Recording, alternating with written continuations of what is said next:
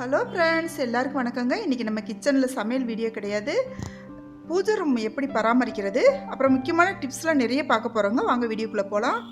இது வரைக்கும் நம்ம சேனலை நீங்கள் சப்ஸ்கிரைப் பண்ணலைன்னா சப்ஸ்கிரைப் பண்ணிக்கோங்க, பெல் ஐக்கானை கிளிக் பண்ணிக்கோங்க. இந்த விநாயகர் பார்க்குறீங்க இல்லையா, இந்த விநாயகர் வந்துட்டு நான் விநாயகர் சதுர்த்திக்கு வச்சு பூஜை பண்ண விநாயகருங்க. ஏன் இவங்க தண்ணியில் கரைக்காமல் அப்படியே வச்சுருக்காங்க அப்படின்னு நீங்கள் நினைக்கலாம். இதில் ஒரு முக்கியமான விசேஷமான சக்தி இருக்குங்க இந்த விநாயகர்கிட்ட. நீங்கள் வந்துட்டு உங்களுக்கு வீடு கட்டணும், நம்மளுக்கு சொந்த வீடு கட்டணும் அப்படின்னு சொல்லிட்டு ஒரு குறிக்கோள் இருக்கலாம். அப்படி இல்லை அப்படின்னு சொன்னால் குழந்தைங்களோட மேல் படிப்பு, இந்த படிப்பு நம்ம பிள்ளைங்களை படிக்க வைக்கலாம் அப்படின்னு சொல்லிட்டு ஒரு வேண்டுதல் இருக்கலாம். அடுத்து வந்துட்டு குழந்தைங்களை வந்துட்டு கல்யாணத்துக்கு நகை சேர்க்கலையே, நம்ம என்ன பண்ண போகிறோம் நம்ம பொண்ணு கல்யாணத்துக்கு அப்படின்னு சொல்லி நீங்கள் முடிச்சுட்ருக்கலாம். இப்படி உங்களுக்குள்ளே நிறைய வேண்டுதல் இருக்கலாங்க. அப்படி ஏதாச்சும் உங்களுக்கு ஒரு வேண்டுதல் இருந்துச்சு அப்படின்னு சொன்னால் நீங்கள் என்ன செய்யலாம், இந்த மாதிரி விநாயகர் சதுர்த்திக்கு விநாயகர் வாங்கி வச்சுக்கோங்க. விநாயகர் வாங்கி வச்சுட்டு பூஜை பண்ணுங்கள். நார்மலாக நீங்கள் பூஜை பண்ணுற மாதிரி பூஜை பண்ணிவிட்டு போய் தண்ணியில் கரைக்க வேண்டாம். என்னடா எல்லோரும் தண்ணியில் கரைப்பாங்க, அவங்க கரைக்க வேணாம்னு சொல்கிறாங்கன்னு நீங்கள் நினைக்கலாம். நீங்கள் அப்படி தண்ணியில் கரைக்கணும்னு ஆசைப்பட்டால் அதுக்கு நீங்கள் தனியாக இன்னொரு விநாயகர் வாங்கி வச்சுட்டு அவங்கள போய் தண்ணியில் போட்டுருங்க. இப்படியே நீங்கள் வந்துட்டு 3 வருஷத்துக்கு இது மாதிரி 3 விநாயகர் சேர்த்துடணுங்க. ஒவ்வொரு வருஷத்துக்கும் ஒரு விநாயகர் இது மாதிரி சேர்த்துடணும். களிமண் பிள்ளையார் வாங்காதீங்க, இது மாதிரி பிள்ளையார் வாங்கிக்கோங்க. அப்படி இல்லைன்னா வர்ண பிள்ளையார் இருக்கும் பாருங்களேன், அந்த மாதிரி கூட வாங்கிக்கலாம். நீங்கள் 3 வருஷத்துக்கு இது மாதிரி இந்த விநாயகர் பக்கத்துலேயே அடுத்தடுத்து 3 வருஷத்துக்கும் சேர்த்துருங்க. 3 விநாயகர் சேர்த்துட்டு அவங்களுக்கு நீங்கள் மற்ற தெய்வங்களுக்கு பண்ணுறது மாதிரியே நீங்கள் பூஜை பண்ணுங்கள். நைவேத்தியம் எல்லாமே நீங்கள் வந்துட்டு மற்ற தெய்வங்களுக்கெலாம் வீட்டில் உள்ள தெய்வங்கள் பண்ணுவீங்க இல்லையா, அது மாதிரி பண்ணுங்கள். பண்ணிவிட்டு 3 வருஷத்துக்குள்ளே நீங்கள் நினச்சது நடந்துருங்க. இது வந்து எனக்கு அனுபவபூர்வமான உண்மை. இது வந்து எனக்கு ஒரு பெரியவங்க சொன்னாங்க, அதை நான் ஃபாலோ பண்ணிட்டு வரேன். அடுத்து வந்துட்டு இந்த 3 வருஷம் கழித்த பின்னாடி நீங்கள் விநாயகர் சதுர்த்தி வரும் இல்லையா, விநாயகர் சதுர்த்தி பின்னாடி எல்லோரும் விநாயகரை கற்பாங்க இல்லையா, அதுக்குள்ளே உங்களோட அந்த லட்சியம் வந்துட்டு கண்டிப்பாக நிறைவேறும். நிறைவேறின பின்னாடி இந்த விநாயகரை போய் 3 விநாயகரையும் சேர்த்து தண்ணியில் கரைச்சிருங்க. இப்போ வீட்டில் வந்துட்டு என்ன செய்கிறீங்க அப்படின்னு சொன்னால், பெரும்பாலும் நம்ம வாசனையான மலர்களால் கடவுளுக்கு அர்ச்சனை பண்ணுறதாங்க நல்லது. எனக்கு இங்கே கிடைக்கல. நான் எப்போவுமே மல்லிகைப்பூ தான் போட்டு உதிரிப்பூ போட்டு தான் நான் சாமிக்கு வந்துட்டு பூஜை பண்ணுவேன். ஆனால் இப்போ இங்கே கிடைக்கலைங்க, அதனால் நான் அந்த பூக்கெல்லாம் உபயோகப்படுத்தியிருக்கேன். இந்த பச்சை கலர் குங்குமம் காட்டுலையே, அந்த பச்சை கலர் குங்குமம் வந்துட்டு வெற்றியின் அடையாளங்க. நீங்கள் வந்துட்டு ஏதாச்சும் ஒரு காரியம் ஆகணும், வெளியில் கிளம்புறீங்க அப்படின்னு சொன்னால் உங்களால் பெருசாக வைக்கணும்னா ஒரு புள்ளி மாதிரினாலும் நெத்தியில் வச்சுட்டு போங்க.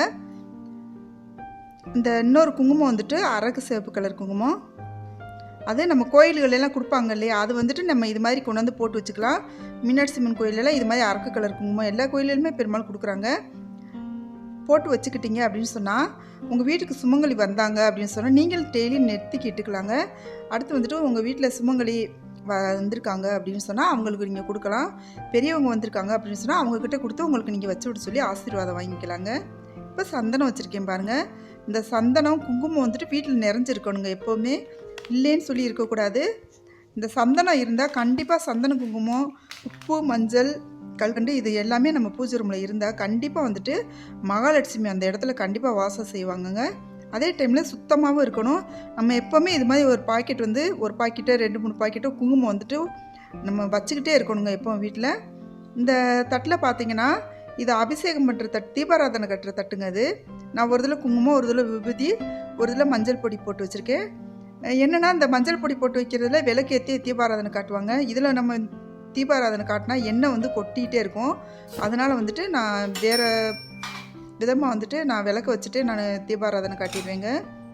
இப்போ இந்த மணி இருக்கு இல்லையா, மணியை வந்துட்டு இந்த தட்டிலே வச்சுட்டோன்னா நம்ம தேடிட்டு இருக்க வேண்டியதில்லை. நம்ம நிறைய சாமிகளை வச்சு தான் நம்ம சாமி கும்பிடணும் இல்லை, இருந்தால் வச்சுக்கலாம். இல்லை அப்படின்னா சிம்பிளாக நம்ம வீட்டில் இருக்க சாமிகளை வச்சு நம்ம சாமி கும்பிட்டுக்கலாங்க. அப்புறம் வந்துட்டு எங்கள் பூஜை ரூமில் பார்த்தீங்கன்னா நிறைய விநாயகர், மீனாட்சி, கிருஷ்ணா தாங்க இருப்பாங்க. இது வந்துட்டு வத்தி குச்சி ஸ்டாண்டுங்க. இந்த வத்தி குச்சி நம்ம கீழே வைக்கும்போது கீழே நியூஸ் பேப்பர் விரித்து வச்சுக்கணுங்க. விரித்து வச்சுட்டோன்னா அந்த சாம்பல் விழுங்குறதெல்லாம் அந்த பேப்பர்லேயே விழுந்துடும். அப்புறம் நம்ம தூக்கி போய் போட்டுக்கலாம். இப்போ பாருங்கள், இந்த ஒரு இது வந்து எச்சிப்படாத பாத்திரம் ஒன்று எடுத்துக்கோங்க. இது புது பாத்திரம். இப்படி எடுத்துகிட்டு அதில் கொஞ்சம் கல் போட்டுக்கோங்க, மஞ்சள் வச்சுக்கோங்க. அடுத்து கொஞ்சம் கல்கண்டுங்க. இதை நீங்கள் நிறையா தான் வைக்கணும்னு அவசியம் இல்லை, இது கொஞ்சம் கொஞ்சம் வச்சுக்கலாம். இது வந்துட்டு என்னென்னா இப்போ உங்களுக்கு தெரியுன்றக்கா கல்கண்டு தனியாக போட்டு காட்டுறேன். இது ஒரு வாரத்துக்கு ஒருக்கா அந்த உப்பும் கல்கண்டும் நம்ம மாற்றிடலாம். மஞ்சள் மட்டும் இருக்கட்டும். அடுத்து வந்துட்டு இந்த விளக்கு ஏற்றுறோடைய அந்த விளக்கு வந்துட்டு இதுலேயுமே சும்மா ஒரு 2-3 கல்கண்டு போட்டு ஏற்றுனீங்கன்னா ரொம்ப விசேஷமான சக்தி கிடைக்குங்க. நம்ம குடும்பத்தில் எப்போவுமே செல்வ வளம் பெருகிக்கிட்டே இருக்கும். இந்த குத்து விளக்கு வந்துட்டு நான் டெய்லியெலாம் ஏற்ற மாட்டேங்க. இது ஏதாச்சும் விசேஷ நாட்களில் மட்டும்தாங்க நான் ஏற்றுவேன். அப்புறம் வந்துட்டு நான் எப்போவுமே இந்த மாதிரி மண் பாத்திரத்தில் தண்ணி வச்சுறது, இது செம்பு பாத்திரத்தில் தண்ணி வச்சுருப்பேங்க. இந்த செம்பு பாத்திரத்தில் தண்ணி வைக்கிறது வந்துட்டு நம்ம அம்மா அப்பாவுடைய குலதெய்வங்கள், நம்ம கணவரோட குலதெய்வங்கள் வந்துட்டு இங்கே இருக்காங்க அப்படின்னு நினச்சிட்டு நம்ம வேண்டிக்கலாம். நம்ம இஷ்ட தெய்வமும் இதில் எழுந்தருளி இருக்காங்கன்னு நம்ம நினச்சிக்கலாங்க. இந்த தண்ணியிலுமே கொஞ்சம் கல்கண்டு போட்டுக்கிறது நல்லதுங்க. இந்த தண்ணி என்ன செய்யணும்னு கேட்டிங்கன்னா, இந்த தண்ணியை வந்துட்டு நம்ம செடிக்கு ஊற்றிடலாங்க. கீழே கால் மிதிப்படுற இடத்துல ஊற்றக்கூடாது. இந்த மண்கலயத்தில் தண்ணி வச்சுருக்கேன் இல்லையா, இந்த மண்கலயத்தில் வச்சுருக்க தண்ணி என்னென்னா, நான் இன்னொரு வீடியோவில் சொல்லியிருக்கேன். இந்த மண்கலயத்தில் வச்சுருக்க தண்ணி சுத்தமான குடிக்கிற தண்ணி பிடிச்சி வந்து வச்சுக்கோங்க. அந்த தண்ணியில் வந்துட்டு நம்மளுக்கு கஷ்டத்தை வந்து சொல்லக்கூடாது, நெகட்டிவாக எப்போவுமே சொல்லக்கூடாது. நீங்கள் என்னென்ன ஆசைப்படுறீங்களோ அது எல்லாமே நடக்கணும்.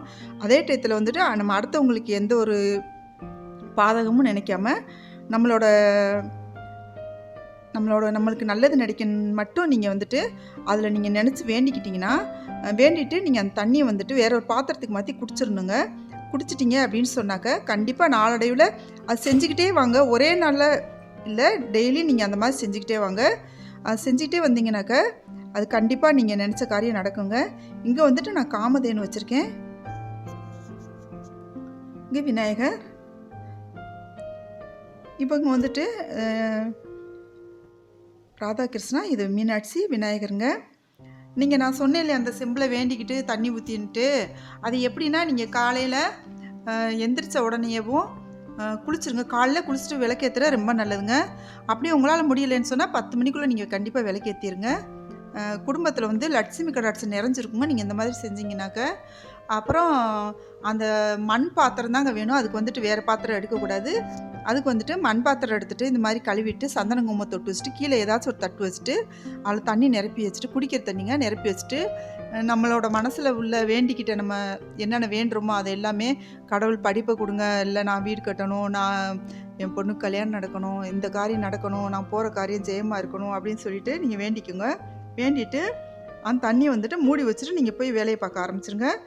வேலையை பார்த்துட்டு அடுத்து வந்துட்டு நீங்கள் சாப்பிட்டு எல்லா வேலையும் முடிச்சுட்டு வந்து வேற ஒரு பாத்திரத்துக்கு மாற்றி அந்த தண்ணியை தூக்கி குடிச்சிருங்க. இது நாளடைவில் நீங்கள் செஞ்சுக்கிட்டே வாங்க. நாளடைவில் நீங்கள் செய்ய செய்ய பார்த்தீங்கன்னா கண்டிப்பாக நீங்கள் நினச்சது நடக்குங்க. இங்கே வந்து மகாலட்சுமி வச்சுருக்கேங்க. மகாலட்சுமி தனியாக ஒரு பித்தளை தட்டில் வச்சுருக்கேன். இவங்களுக்கு வந்துட்டு நான் பெரும்பாலுமே எல்லா தெய்வத்துக்குமே மல்லிகைப்பூ தாங்க போடுவேன். எனக்கு மல்லிகைப்பூ கிடைக்கிறதுனால இந்த மாதிரி பூலாம் வச்சுருக்கேன், ரோஸ்லாம் வச்சுருக்கேன். கிடைக்காத பட்சத்துக்கு நம்ம இந்த மாதிரி பூக்கள்லாம் வைக்கலாங்க. இப்போ மகாலட்சுமிக்கு உங்களுக்கு மல்லிகைப்பூ கிடச்சி உதிரிப்பூ கிடச்சின்னா வெள்ளிக்கிழமை என்ன செய்யுங்க, ஒரு 108 பூ தனியாக எடுத்து வச்சுக்கோங்க. எண்ணி எடுத்து வச்சுட்டு மகாலட்சுமியை போற்றி, ஸ்ரீலட்சுமியை போற்றி, ஜெயலட்சுமியை போற்றி இந்த மாதிரி நீங்கள் சொல்லிவிட்டு 3 தடவை சொல்லுங்கள். இதை மொத்தத்துக்கு வந்துட்டு 108 தடவை சொல்லணுங்க. சொல்லிவிட்டு நீங்கள் அந்த பூவை ஒவ்வொரு தடவை நீங்கள் சொல்லும் போதும் அந்த பூவை வந்து சாமிக்கு போட்டுக்கிட்டே வாங்க. போட்டுட்டு வந்தால் நம்ம ஒரு சிம்பிளான முறையில் நிறைவான மகாலட்சுமி பூஜை செஞ்ச பலன் நம்மளுக்கு கிடைக்கும். அப்புறம் வந்துட்டு இன்னொரு விதம் இருக்குங்க. இன்னொரு விதம் நான் செய்வேன். 108 காசு வச்சுக்கோங்க. 108 காசு வச்சுக்கிட்டு அதையும் வந்துட்டு சாமியோட இந்த மந்திரத்தை சொல்லிவிட்டு மகாலட்சுமியை போற்றி, ஸ்ரீலட்சுமியை போற்றி, ஜெயலட்சுமியை போற்றின்னு சொல்லிவிட்டு இந்த மந்திரத்தை சொல்லிவிட்டு அந்த மகாலட்சுமிக்கு ஒவ்வொரு தடவையும் சொல்லிவிட்டு அந்த பாதத்தில் மகாலட்சுமியோட பாதத்தில் சேர்த்துருங்க. இப்போ நீங்கள் வந்துட்டு அதுவுமே வந்துட்டு நீங்கள் மகாலட்சுமி பூஜை செஞ்சதுக்கு பலனுக்கு ஒப்பாகுங்க. அப்புறம் இன்னும் கொஞ்சம் நீங்கள் விரிவாக செய்யணும் அப்படின்னு நீங்கள் நினச்சிங்கன்னா வெள்ளிக்கிழமை என்ன செய்யுங்க, கொஞ்சமாக ஒரு கிண்ணத்தில் பால் வச்சுக்கோங்க, ஒரு கிண்ணத்தில் கொஞ்சமாக நெய் வச்சுக்கோங்க, 108 காசுகளும் சேர்த்து வச்சுக்கோங்க. சேர்த்து வச்சுக்கிட்டு மகாலட்சுமியை போற்றி, ஸ்ரீலட்சுமியை போற்றி, ஜெயலட்சுமியை போற்றி இந்த 3ஐயுமே என்ன செய்யுங்க, அந்த நெய்யில் தொட்டுக்கோங்க, பாலில் தொட்டுக்கோங்க. தொட்டுட்டு சாமி பாதத்தில் போட்டுருங்க. 108 தடவை செய்யுங்க. அதுவுமே வந்துட்டு ரொம்ப நம்ம வந்து விரிவான மகாலட்சுமி பூஜை செஞ்சதுக்கு ஒப்பாகுங்க. இப்போ இந்த திரி காட்டினேன் இல்லையா, அந்த திரி வந்துட்டு நம்ம இந்த மாதிரி விளக்குகளுக்கு போடும்போது ரெட்டை திரியாதாங்க போடணும், ஒட்டை திரியாக போடக்கூடாது. சின்ன அகல் விளக்குகளுக்கு வந்துட்டு நம்ம ஒரு திரியாக போட்டுக்கலாங்க. பெரிய கொஞ்சம் முக்கியமான விளக்குகளுக்கு எல்லாத்துக்குமே வந்துட்டு நம்ம ஒரு திரியாக போடக்கூடாது. இப்போ இங்கே நான் இந்த 2 விளக்கு வச்சுருக்கேங்க. இந்த சாமியெல்லாம் பாருங்கள், குட்டி குட்டி சிலைகள்லாம் வச்சுருக்கேன். நான் இந்த மதுரையில் தான் ஒரு கடையில் வாங்கினேன்.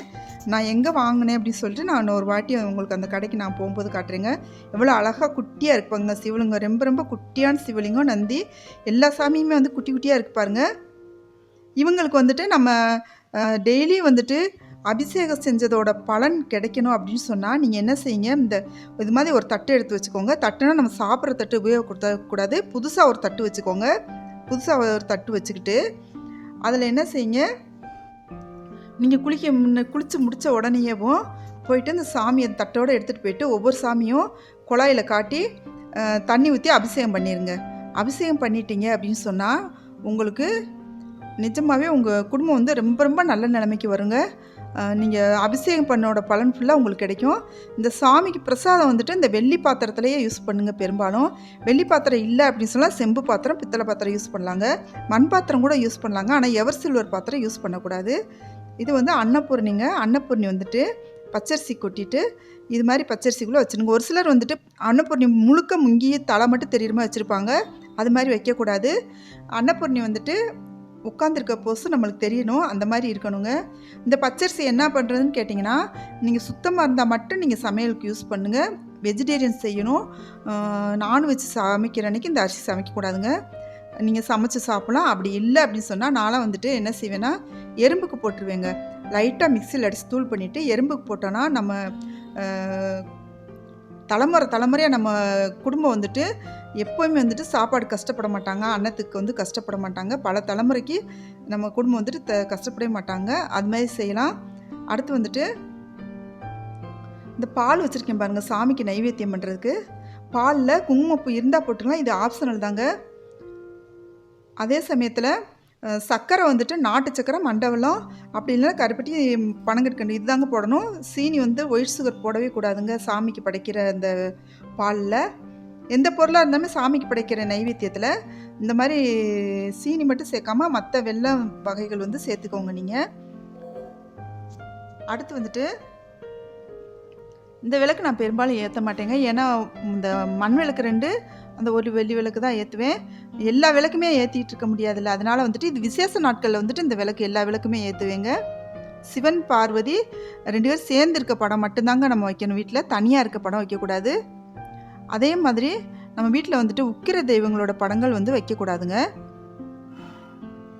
இவங்க வந்து சத்யநாராயணாங்க. சத்யநாராயண பூஜை பண்ணுறதுக்காக நான் அந்த மீனாட்சி அம்மன் கோயிலில் வந்துட்டு இந்த சத்யநாராயண பூஜை படம் வந்து வாங்கி வச்சுருக்கேன். இந்த குத்து விளக்கு நாம் பூஜை முடிச்சுட்டு, முக்கியமான நாட்களில் பூஜை முடிச்சுட்டு நம்ம எடுத்து கழுவி பத்திரமா வச்சிடலாங்க. இந்த தண்ணி சொன்னேன் இல்லையா, இது வந்துட்டு நீங்கள் டெய்லி இந்த மண் பாத்திரம் வச்சுருக்க தண்ணியை வேற ஒரு பாத்திரத்துக்கு மாற்றி குடிச்சிட்டே வாங்க. அப்புறம் நீங்களே சொல்லுவீங்க இதோட பலன் என்ன அப்படின்னு சொல்லிட்டு. இவங்க வந்துட்டு மீனாட்சி சொக்கநாதருங்க. இவங்க வந்துட்டு ஒரு கோயிலில் வந்துட்டு எல்லோரும் கொடுத்தாங்க. அப்போ வாங்கிட்டு வந்து வச்சுருக்கேன். நம்மளுக்கு எப்போவுமே கோயிலில் இந்த மாதிரி சாமி படங்கள் கொடுத்தாங்கன்னா அது ரொம்ப ரொம்ப லக்கியாக இருக்குங்க. உங்களுக்கும் அந்த மாதிரி கிடச்சா வாங்கிட்டு வந்து வைங்க. பெரும்பாலும் சாமி படங்களை நீங்கள் கோயிலுக்கு போகும்போது வாங்கிட்டு வந்து வைக்கிறதாங்க ரொம்ப நல்லது. கடையை வந்துட்டு கோயில்களுக்குள்ளே நம்ம வாங்கிட்டு வந்துச்சா ரொம்ப நல்லது. இந்த வீடியோ உங்களுக்கு பிடிச்சிருச்சுன்னா நம்ம சேனல் சப்ஸ்கிரைப் பண்ணிக்கோங்க. பெல் ஐக்கனை கிளிக் பண்ணிங்க. கமெண்ட் பண்ணுங்கள். கண்டிப்பாக அந்த வீடியோ எப்படி இருந்துச்சுன்னு சொல்லிட்டு லைக் பண்ணுங்கள், ஷேர் பண்ணுங்கள். தேங்க்யூ.